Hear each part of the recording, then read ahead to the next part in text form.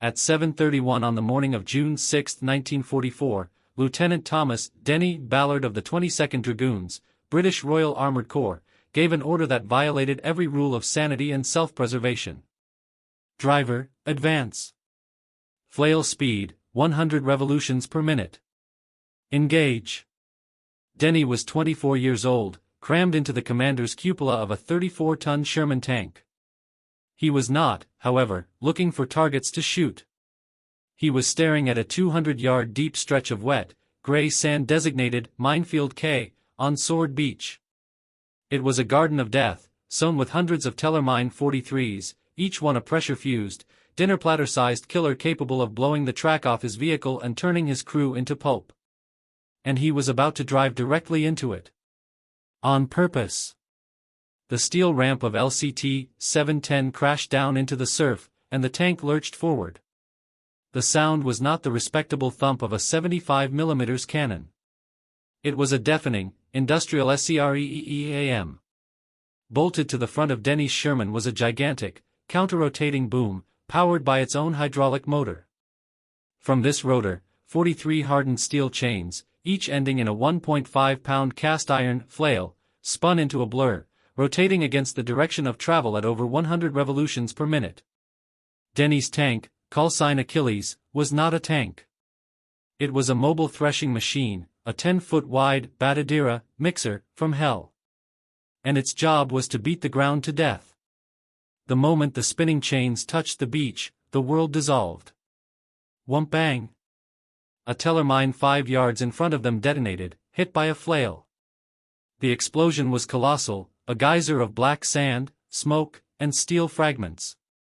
The blast wave hammered the Sherman's front plate like a battering ram.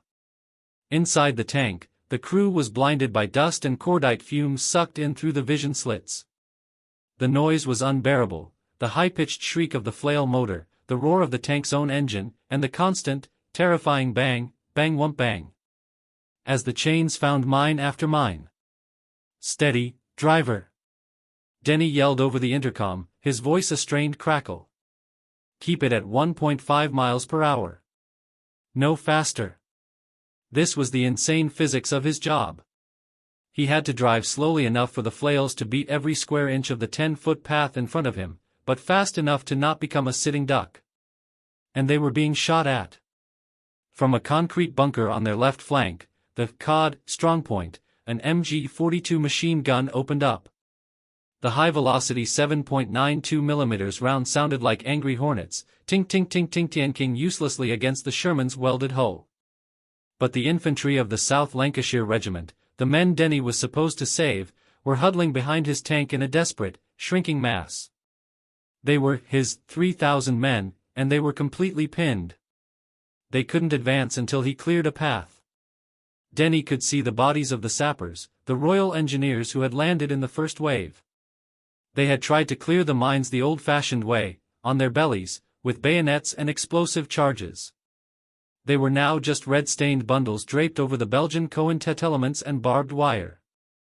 The old way had failed in the first 30 seconds. Bang! Another mine, this one closer. The tank shuddered violently. Flail RPM dropping, his gunner, acting as the flail operator, shouted. Chain tangle. This was the nightmare scenario. If the chains got tangled in the wire or a chain was blown off and wrapped around the rotor, the flail would stop. They would be a 34-ton, stationary target, stuck in the middle of a minefield, with 3,000 men stuck behind them. Keep the revs. Denny screamed. Clear it. Clear it or we all die right here. He was a tanker, trained to fight other tanks. But today, his mission was not to fight. It was to mow.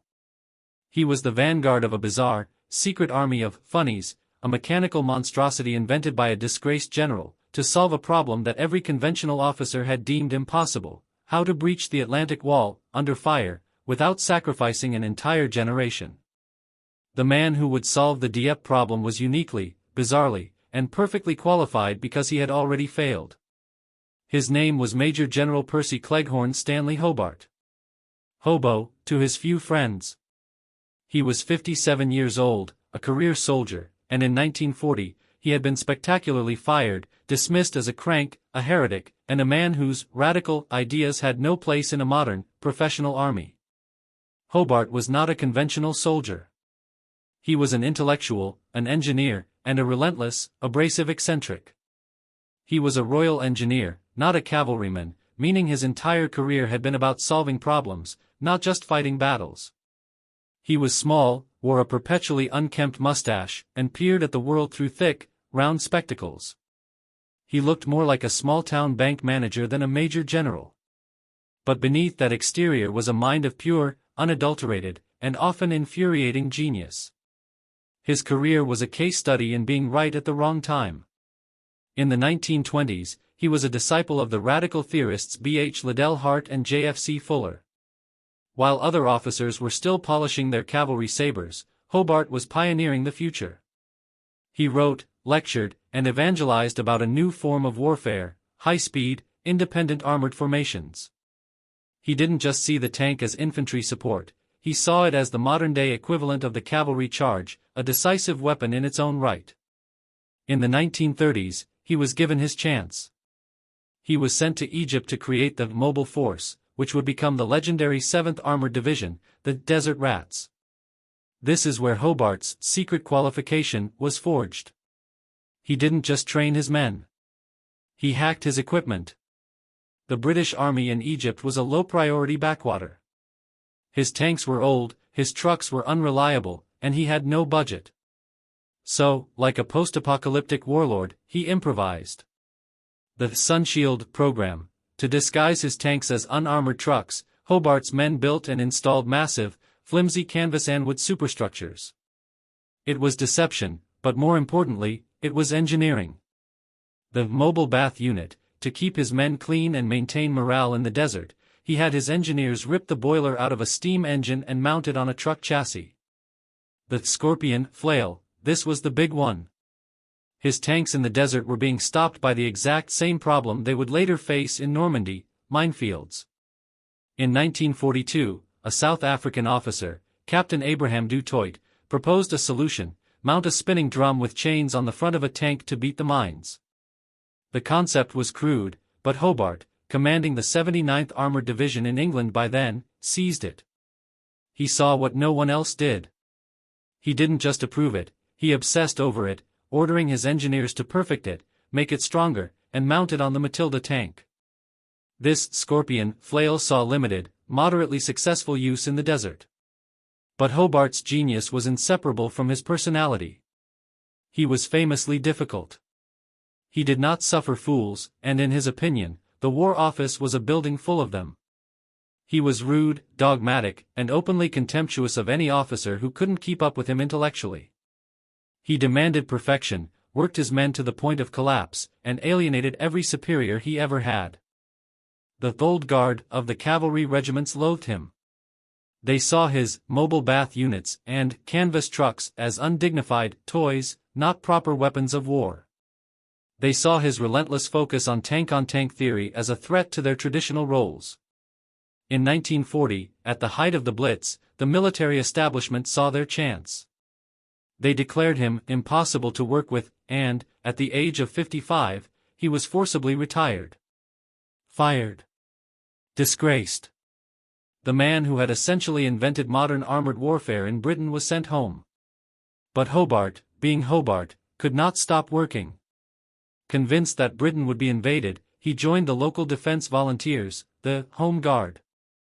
The man who should have been commanding an armored corps was, by late 1940, a humble lance corporal in his local village of Chipping Campden, teaching farmers how to throw Molotov cocktails. This was his proof of competence. He was a man who understood engineering, who had already experimented with the exact solution, the flail, and who had been so thoroughly rejected by the establishment that he had absolutely nothing left to lose.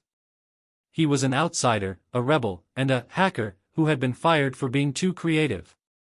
And he would have died there, a forgotten footnote, if not for a single newspaper article that Liddell Hart wrote, bemoaning the fact that Britain's greatest armored expert was now a glorified air raid warden. The article found its way to the one man in England who loved eccentrics, hated the establishment, and needed a solution to the Dieppe problem, Winston Churchill. Churchill summoned Hobart, loved him instantly, and in March 1943, reinstated him. He gave him a new, secret command, the 79th Armored Division, and a singular, impossible task: you are to design and build an entire fleet of specialized armored vehicles to breach the Atlantic Wall. Do not bother the War Office. Do not ask for permission. Just do it. And have it ready for the day. Hobart was back. And this time, he had the Prime Minister's personal permission to be as difficult and eccentric as he wanted. The aha moment did not begin with a flash of inspiration. It began with the cold, hard geometry of failure. When Major General Percy Hobart was reinstated by Churchill in March 1943, his first action was not to design, but to read. He locked himself away and studied the after-action reports from the Dieppe raid. The numbers told a story of methodical, predictable slaughter. He saw how the sappers, landing with the first wave, had been cut down by machine gun fire before they could even reach the first strand of barbed wire. He read how the conventional tanks, the Churchills, had been stopped cold by concrete, dragon's teeth, obstacles and, once immobilized, were systematically destroyed by 88mm guns. The problem was a fatal paradox. The sappers, engineers, couldn't clear the mines and obstacles because they were pinned by machine guns. The tanks couldn't destroy the machine gun bunkers because they were blocked by the mines and obstacles. It was a perfect, interlocking killing field. The aha moment for Hobart was not the invention of a single new tool. It was the realization that the entire approach was wrong. The army was trying to solve two separate problems, mines and bunkers, with two separate teams, sappers and tanks, that couldn't support each other. The solution had to be a single vehicle. A hybrid. A machine that could clear its own path while simultaneously fighting. Hobart immediately thought of the crude, Scorpion, flail tank he had championed in North Africa. The concept was sound: spinning chains detonate mines. But the Dieppe report showed why the Scorpion, as is, would have failed in Normandy. The Scorpion was a modified Matilda tank, but its flail was powered by a second, separate Bedford truck engine, mounted in an unarmored steel box on the outside of the tank. Hobart, the engineer, saw the flaw instantly. A single burst of MG-42 fire, or one mortar fragment, would puncture that box, destroy the auxiliary engine, and stop the flail. The tank would then be just another immobilized target, stuck in its own minefield. It was a tool, not a weapon. The true innovation, the engineering of the solution, was the quest to transform this fragile one-trick pony into a robust, integrated, combat-ready hybrid. The result would be the Sherman Crab. Hobart assembled his team, a bizarre collection of civilian engineers, reserve officers, and Armored Corps misfits, at his new, secret headquarters at the Associated Equipment Company, AEC, works in Southall. He gave them the impossible challenge. The flail must be powered by the tank's main engine, not a fragile auxiliary one. The flail's speed must be independent of the tank's track speed. The tank needed to crawl at 1.5 miles per hour, while the flail spun at over 100 revolutions per minute. The tank's 75mm main gun must remain fully operational. The entire mechanism must be armored against shellfire and the blast of its own detonations. The engineering challenge was immense. The new M4A4 Sherman tank, the platform Hobart chose, had a powerful Wright Cyclone engine. But how do you get power from the main drive shaft to an external, front-mounted rotor? The solution was a masterpiece of 1940s hydraulic engineering. Hobart's team designed a complex, power takeoff, PTO, system. They literally tapped into the Sherman's main propeller shaft, adding a transfer case that siphoned off a portion of the engine's horsepower. This power was not mechanical. A spinning drive shaft all the way to the front would be too vulnerable and complex. Instead, the PTO drove a powerful Vickers VSG, variable speed gear, hydraulic pump. This pump, a heavy, complex marvel of valves and pistons, sat inside the tank's hull. It pressurized hydraulic fluid, which was then piped through armored lines to a Williams-Janney hydraulic motor mounted on a massive steel sponson welded to the right side of the tank. This motor, and this was the genius, is what spun the flail rotor. This hydraulic link was the aha moment in practice. It solved problem 1, the flail was now powered by the main, fully armored right engine. It solved problem 2, because the link was hydraulic, its speed was infinitely variable. The gunner, who was also the flail operator, had a simple lever. He could spin the flail at a blistering 140 revolutions per minute while the driver, in first gear, crept the 34-ton tank forward at a snail's pace. Now, they perfected the flail itself. This was a deep dive into physics. The target was the German Tellermine 43. Its fuse was a simple pressure plate requiring 300 to 400 pounds of direct, sustained pressure to detonate. A man's foot wouldn't do it, but a tank's track would. The Scorpion had used simple chains. Hobart's team found these broke or wore out. They designed a new flail, a 1.5-pound cast iron bobbin attached to a hardened steel chain. The physics were brutal. The rotor spun at 140 revolutions per minute, making the bobbin at the end of the chain travel at over 100 miles per hour. It did not press the mine. It impacted it with thousands of foot-pounds of kinetic energy. The force was so violent it did one of two things. It either physically shattered the mine's casing, rendering it inert, or, more often, it deformed the pressure plate so rapidly and violently that it triggered the fuse. Whump! The Crab was designed to create explosions, not avoid them. It was a mobile, self-propelled mine-detonating machine. This was the counterintuitive core of the idea: do not disarm the mine, slow, delicate, detonate the mine, fast, violent. On a beach under fire, speed was life. Finally, they refined the design based on brutal, lab tests, at the 79th's secret testing grounds. The wire problem: early tests showed the chains got hopelessly tangled in barbed wire. Solution: Hobart's engineers added a row of serrated, saw-like, cutters, to the rotor drum itself. The spinning drum now automatically shredded barbed wire as it advanced. The blast problem: the repeated detonations in front of the tank were damaging the flail arms and rotor. Solution: a massive, curved blast shield was added over the top of the rotor, and the arms were reinforced. The hybrid finalization: this was Hobart's masterstroke. He refused to remove the 75mm gun. The gunner's station was modified. He had his tank controls, turret traverse, gun elevation, and, right next to them, his flail controls, RPM lever, hydraulic clutch. This was the Crab 2, the final production model. It was a true hybrid. It could crawl up the beach, beating the earth into submission. The gunner could see a bunker, stop flailing for a second, traverse the turret, fire 3 75mm high-explosive shells, destroy the bunker, and resume flailing, all without stopping the tank. It wasn't a tool. It was a chimera, Badadira, that could fight. It was the physical manifestation of Hobart's core idea: you don't send two teams to solve an interlocked problem. You send one, terrifying, purpose-built monster. The clandestine phase for Hobart's funnies was not a single, tense night of secret modifications. It was the entire 6-month period leading up to D-Day, and the surgery was the largest-scale amphibious logistics operation in history.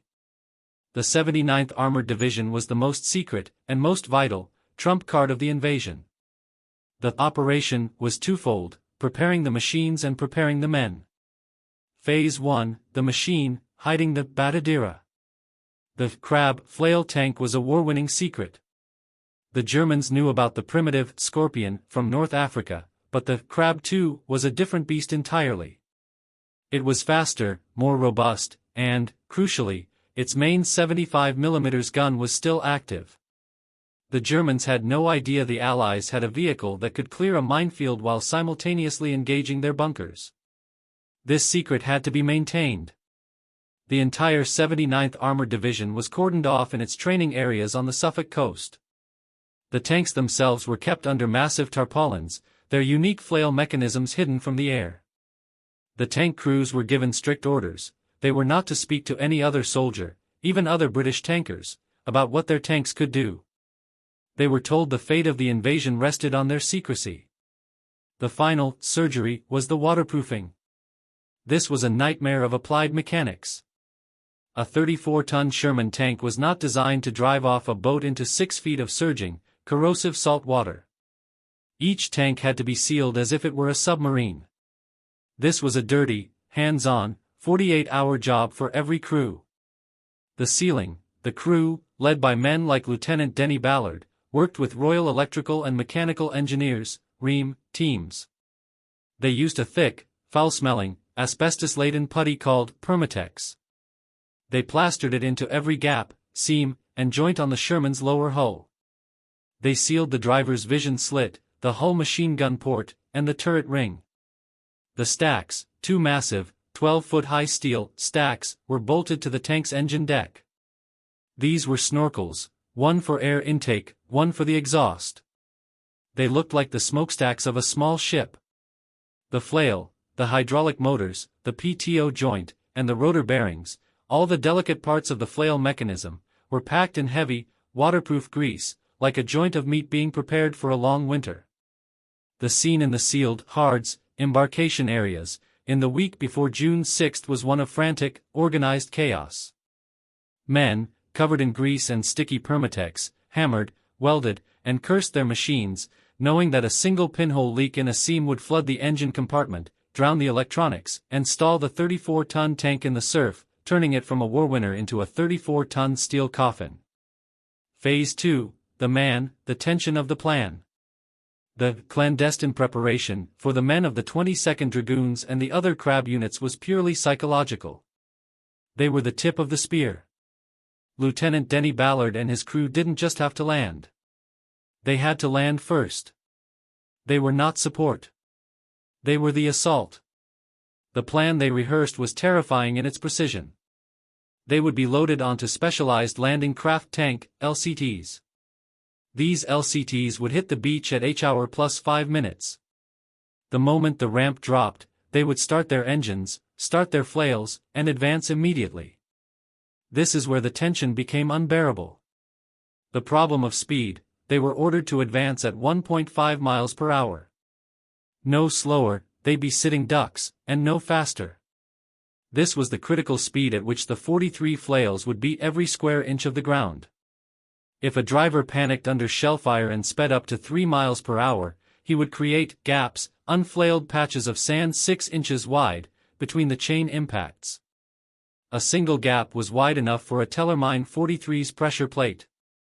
The crab might miss it, but the Churchill AVRE behind it, or the infantryman diving for cover, would not. The problem of lanes, Ballard wasn't just clearing a path for himself.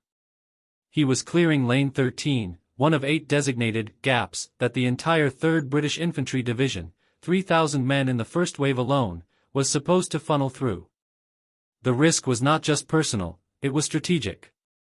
If Ballard's flail broke, if his driver panicked, if his tank stalled, Lane 13 would not be cleared. The 3,000 men of the South Lancashire Regiment would have nowhere to go. They would be trapped on the narrow strip of beach between the surf and the minefield, and they would be annihilated by the German mortars and machine guns in the Cod strongpoint, exactly as the Canadians had been at Dieppe.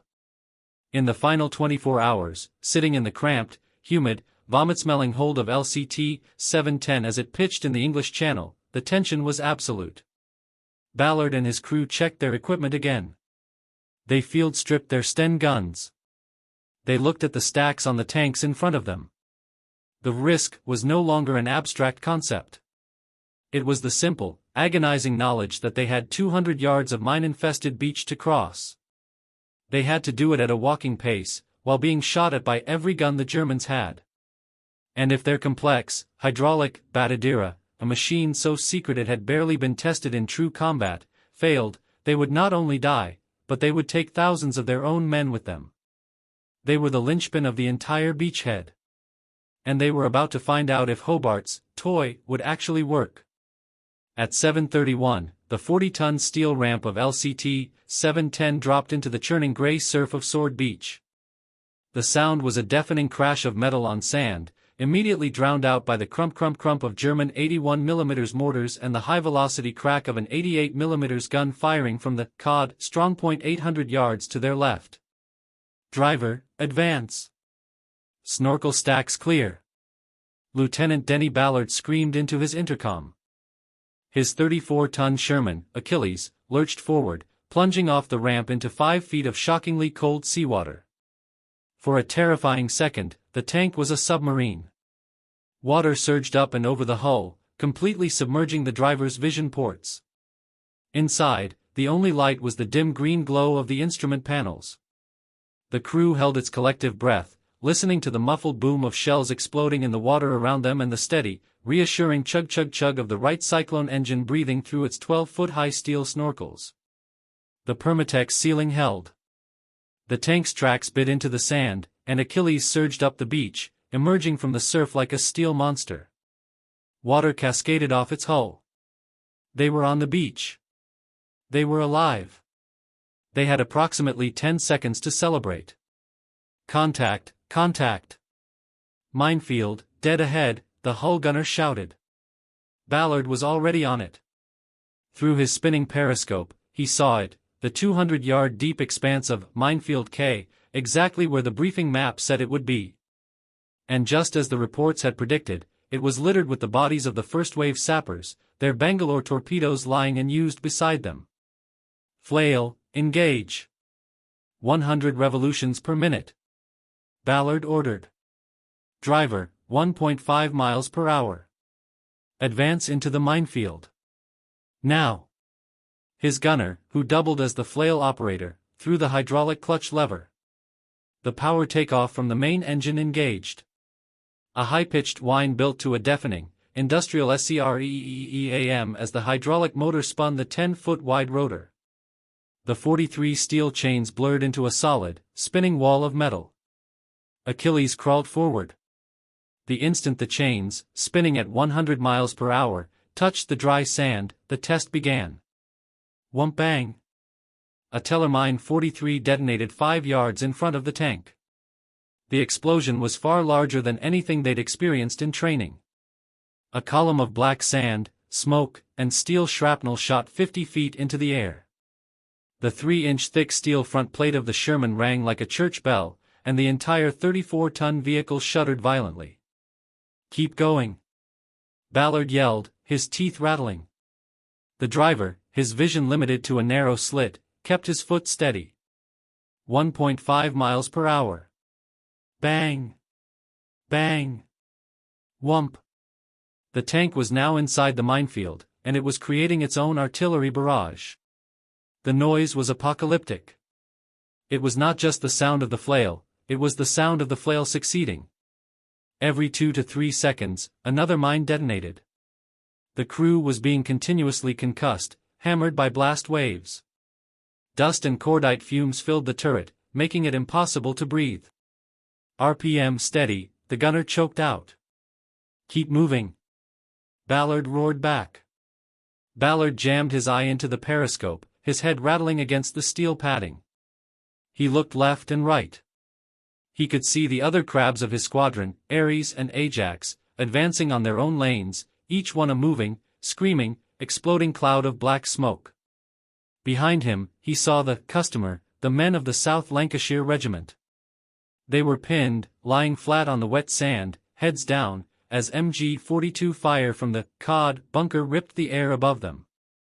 They were staring at Ballard's tank with a mixture of terror and awe, huddling behind it as if it were a god. They could not advance. They were waiting for their path. Machine gun! Left flank! Bunker, the co-driver yelled, firing his hull-mounted Browning, the tracers bouncing harmlessly off the concrete pillbox. The MG-42 was chewing up the infantry. This was the moment from Dieppe. This was the interlocking problem. A normal tank would be stuck in the minefield, unable to help. A sapper would be pinned by the machine gun, unable to clear the mines. But Achilles was one of Hobart's funnies. It was a hybrid. Driver, halt! Ballard commanded.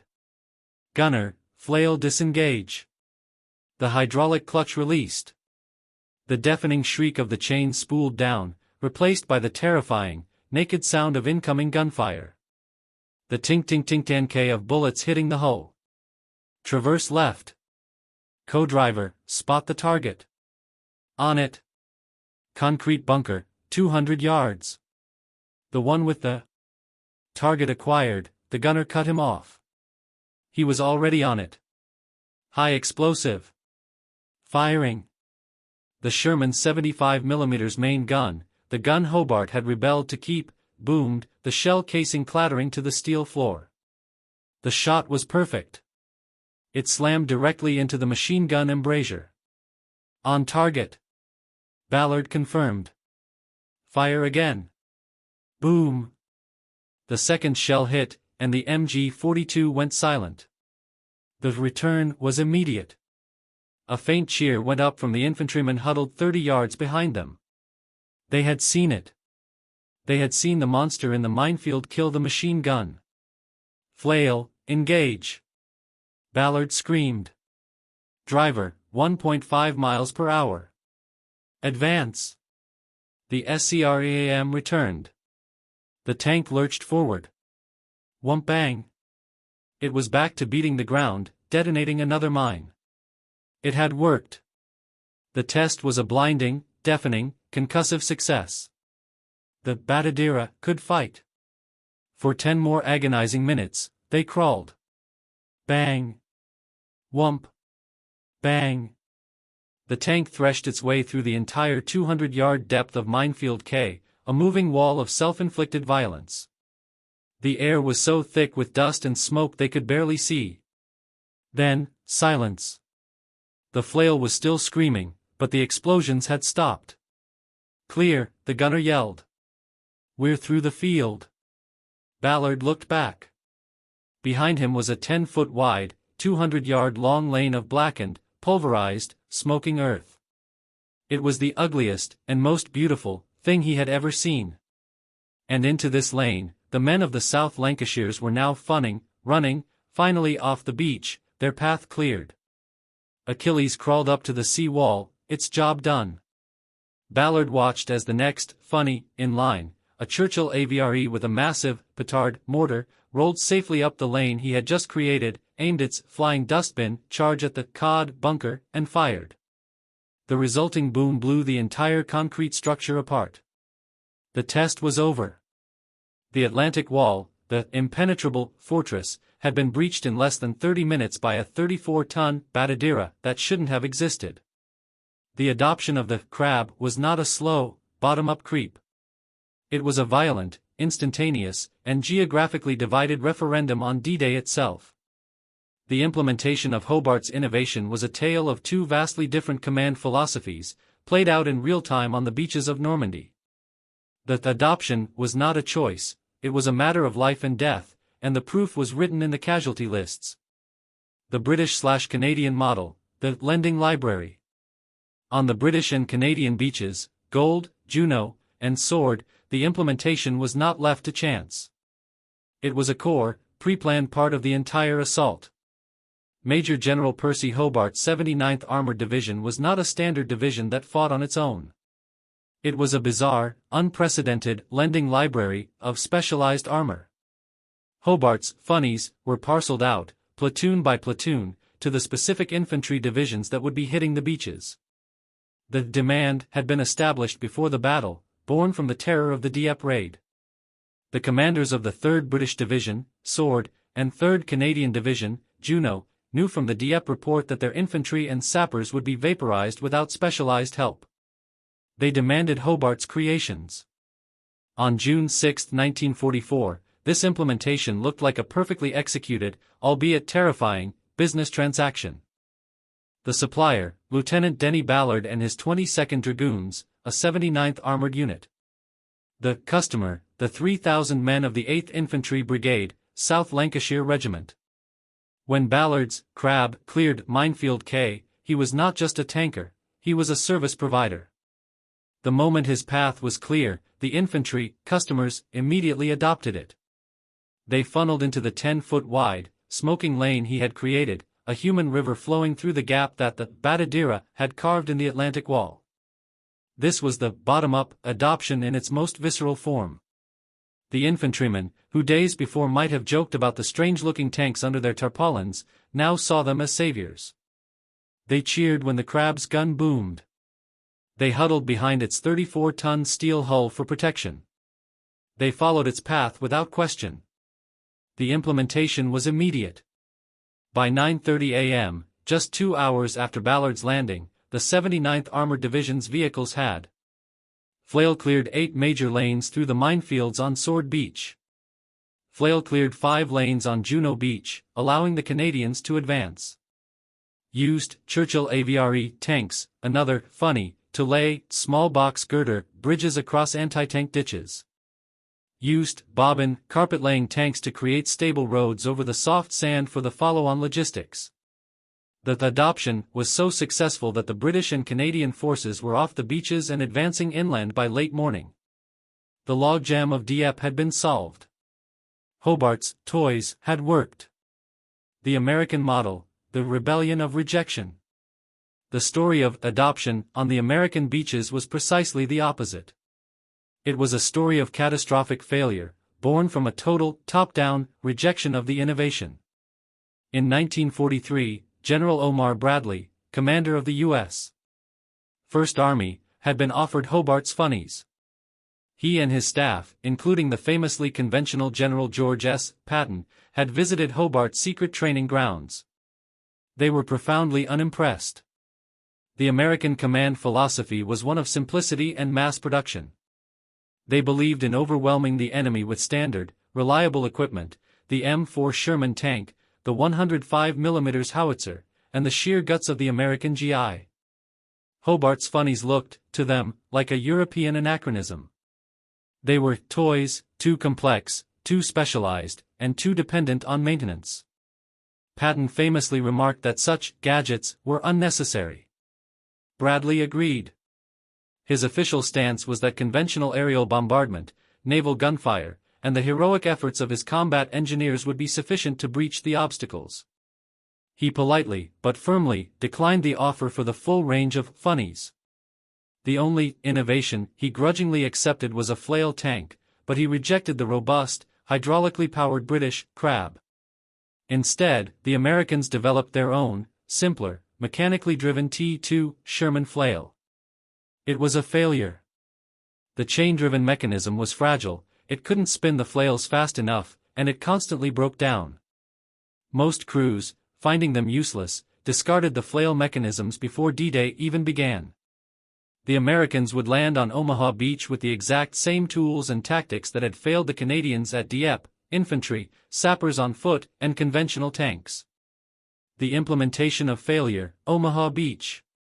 On the morning of June 6, the price of this rejection was paid in blood.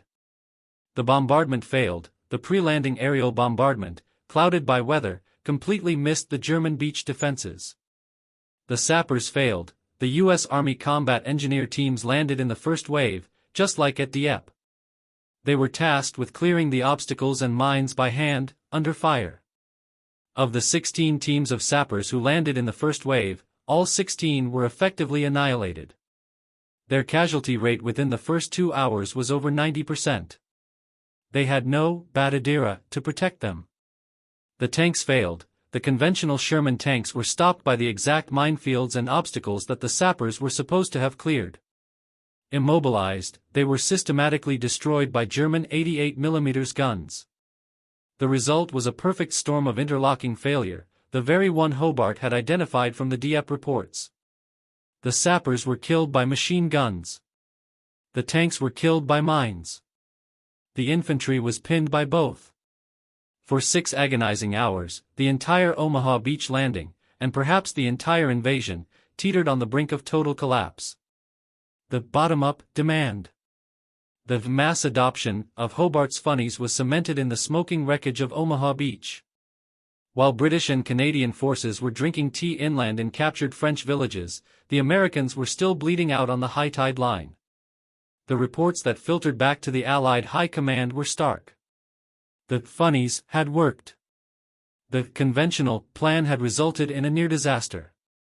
The bottom-up demand came not from cheering infantry, but from horrified American field commanders who saw the difference.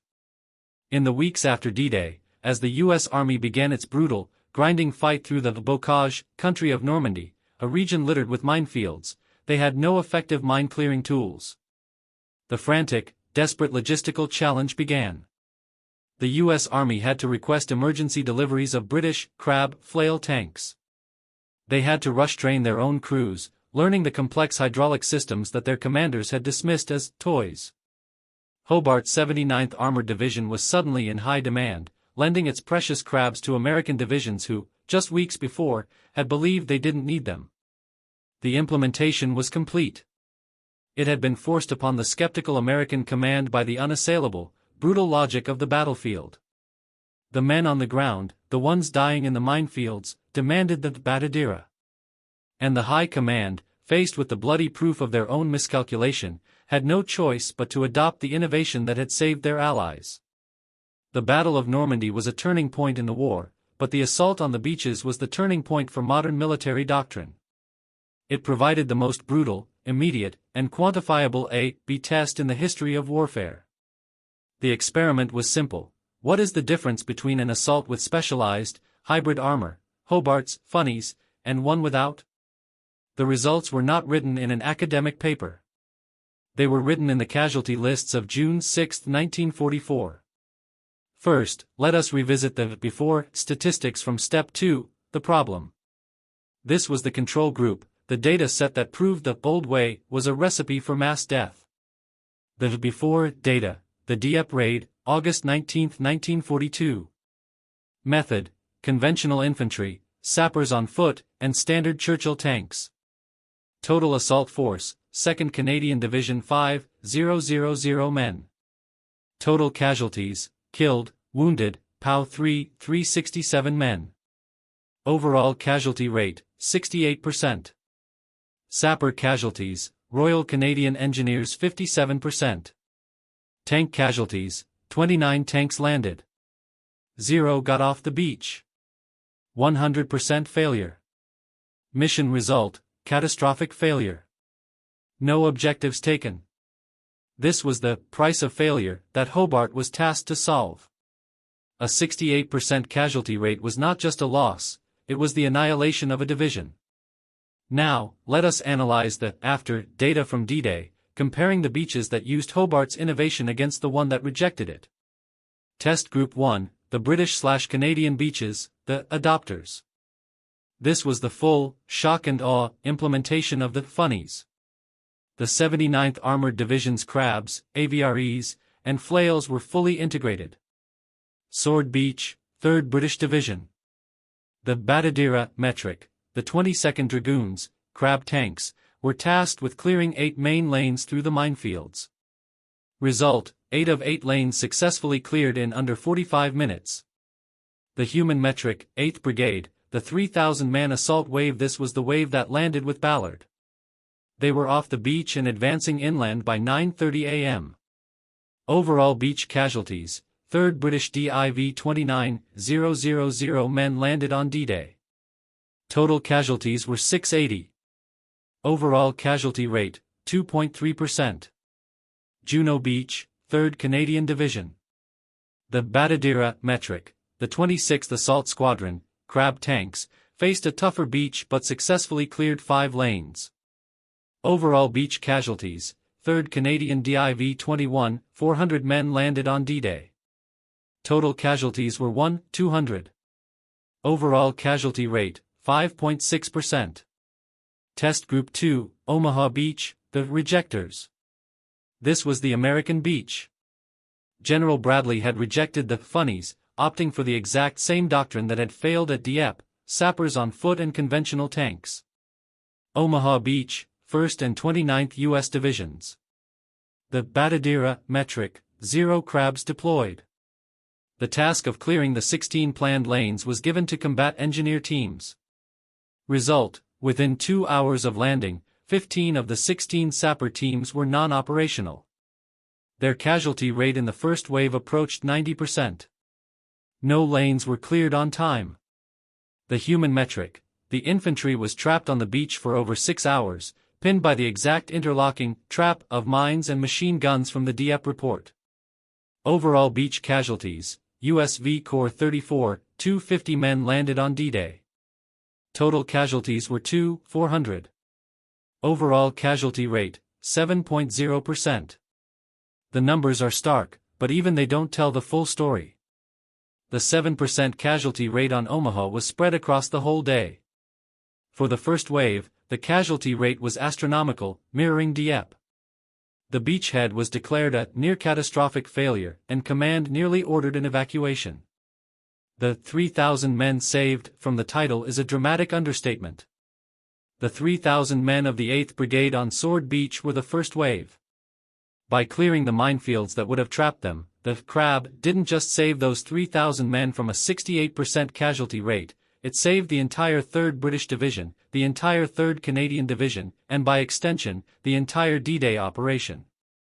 The ultimate turning point for the innovation itself came in the weeks after D-Day. The U.S. Army, now facing a bloody, grinding war in the mine-filled, bocage country of Normandy, had no effective mine-clearing equipment. Their rebellion of rejection had cost them dearly. The measurable result? A series of frantic, desperate, and deeply embarrassing emergency requests from General Bradley's 1st Army to General Montgomery's 21st Army Group. They were asking to borrow the very toys they had dismissed. The U.S. Army had to pull its own tank crews off the line and send them to Hobart's 79th Division for crash courses on how to operate the complex Badadera. Hobart, the vindicated gadget man, had the satisfaction of seeing his innovation, born of failure and rebellion, become the single most in-demand piece of armor in the entire Allied army. The Crab had been proven right, not by charts, but by blood. The legacy of the Sherman Crab is not found in the grand statues of generals. It is a legacy of engineering, of doctrine, and of a fundamental shift in how Western armies approach a problem. The 3,000 men saved on Sword Beach were just the first payment on an innovation that would continue to save lives for the next 80 years. But like all disruptive innovations, its creator was vindicated, and its creation was almost immediately misunderstood. The fate of the protagonist, Sir Percy Hobart. For Major General Percy Hobo Hobart, the difficult man, the crank, the disgraced Lance Corporal of the Home Guard, D-Day was the ultimate vindication. His funnies had been the difference between a near-catastrophic failure on Omaha and a stunning, low-casualty success on Sword, Gold, and Juno. His 79th Armored Division, the lending library of weird machines, became the most in-demand unit in the entire Allied expeditionary force. The Crab flail tank and its brethren, the AVREs, became the skeleton key for every impenetrable fortress the Allies faced. They breached the Siegfried Line, a defense-in-depth system that was supposed to bleed the Allies dry. They were the vanguard of Operation Plunder, the crossing of the Rhine River, with Buffalo amphibious tanks swimming troops across while AVREs provided fire support. And most importantly, they became the required tool for the U.S. Army. The same command that had rejected Hobart's toys now frantically requested them for their own assaults on the heavily fortified ports of Cherbourg and Brest. Hobart had the quiet, professional satisfaction of lending his life-saving machines to the men who had, just months before, called them useless. After the war, the establishment could no longer ignore him. The impossible engineer was knighted by the king, becoming Sir Percy Hobart, Knight Commander of the Order of the British Empire. He received the Order of the Bath and, in a final act of vindication, the American Legion of Merit. The U.S. government was formally thanking the man its generals had dismissed. Hobart retired in 1946, his point proven beyond all doubt. He lived out his life not as a celebrated public figure, but as a man who had done his job, dying quietly in 1957.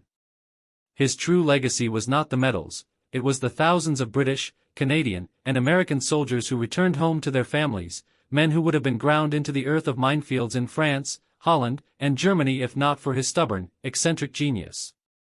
The fate of the innovation, the Badadera, endures. The 79th Armored Division was disbanded almost immediately after the war. In a peacetime army, a lending library of expensive, specialized toys was seen as a luxury. The crabs, crocodiles, and AVREs were, like the PT boats, largely scrapped, sold off, or left to rust in depots. The conventional tank, the simple rifle, the old guard philosophy returned. But the idea, the hybrid, armored, multi-purpose problem solver, had been proven. Hobart's Crab had created a brand new category of military vehicle, the Armored Engineer Vehicle, AEV, or Combat Engineer Vehicle, CEV. The Batadira concept was too effective to die. The direct descendant, the flail itself remains one of the most effective and brutal ways to clear a minefield at speed. Today, specialized vehicles like the British Aardvark Mk3 and the Danish Hydrema 910 are direct, high-tech descendants of the Crab. They are armored, threshing machines, built for the sole purpose of beating the ground to death, just as Achilles did on Sword Beach. The spiritual successor, the true modern-day, funny, is the American M1150 Assault Breacher Vehicle, ABV. It is the 21st century personification of Hobart's entire philosophy. It is built on the heavily armored chassis of an M1 Abrams tank. It is not one toy, but three. It can fire a mine-clearing line charge, Miclic, rocket, it can mount a massive, 15,000-pound mine plow, and it can be fitted with flails. It is a hybrid Batadira that can clear its own path while fighting, a direct echo of the Crab 2's design. When U.S. Marines punched through Taliban minefields in Afghanistan, they did it using the same core idea Hobart pioneered for Normandy. The cultural memory, a legacy of failure. Today, the Crab and Hobart's other funnies are on display at the Bovington Tank Museum in the UK and other armor museums. They are celebrated by tank historians and engineering nerds. But in the popular imagination, they are almost forgotten. The cultural legacy of D-Day is overwhelmingly defined by the one beach where the innovation failed to appear. Films like Saving Private Ryan and The Longest Day have seared the image of Omaha Beach into our collective consciousness. We see the Dieppe-style slaughter, the sappers being cut down, the infantry trapped at the water's edge, the conventional tanks burning. We associate D-Day with this heroic, near-disastrous, high-casualty chaos. The legacy of the Crab is, paradoxically, its lack of drama. The story of Sword Beach, where Lieutenant Ballard's Batadira chewed a path through Minefield K, is not as cinematic. There was no 6-hour struggle for survival. There was an engineering problem, and a machine was deployed to solve it. The 3rd British Division was off the beach and advancing inland, just as planned. The success of Hobart's funnies was so total, so efficient, that it erased its own drama. It turned a potential Dieppe-level massacre into a boring, logistical success. This is the ultimate moral of the story. The scenes of terror on Omaha Beach are the before picture, the price of conformity. The quiet, professional, and brutally efficient advance on Sword Beach is the after picture, the legacy of the Batadira and the difficult man who dared to invent it.